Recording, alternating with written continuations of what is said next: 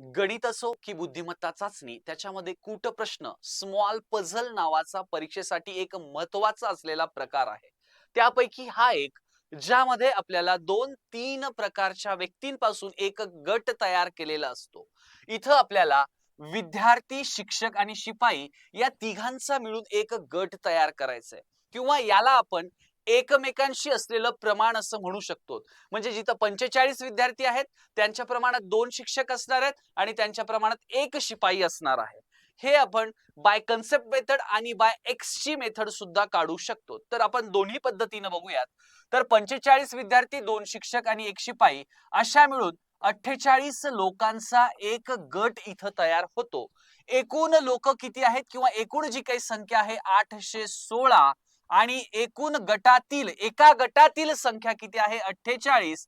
तर यावरून तुम्हाला एकूण गट किती आहेत म्हणजे 816 मध्ये किती गट आहेत हे समजून जाईल.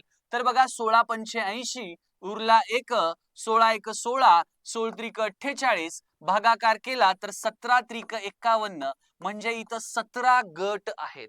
आता एका गटामध्ये 2 शिक्षक आहेत तर शिक्षकांची संख्या 17 दुणे 34 अशी येईल.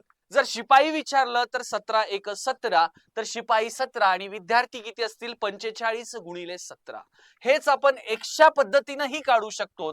जर हे एक्सच्या पटीत मांडलं तर विद्यार्थी किती असतील 45 एक्स, शिक्षक असतील 2 एक्स, आपले शिपाई असतील 1 एक्स आणि एकूण संख्या आहे 816. या तिघांची बेरीज 48 एक्स बरोबर 816 बरोबर 816.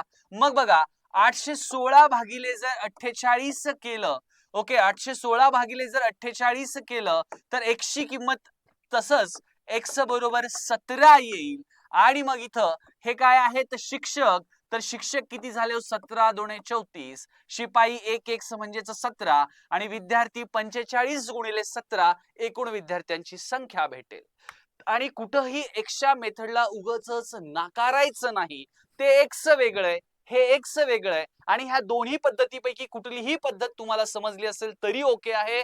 आणि हे समजलं असेल तुम्हाला या प्रश्नाचं उत्तर कमेंट करायचंय.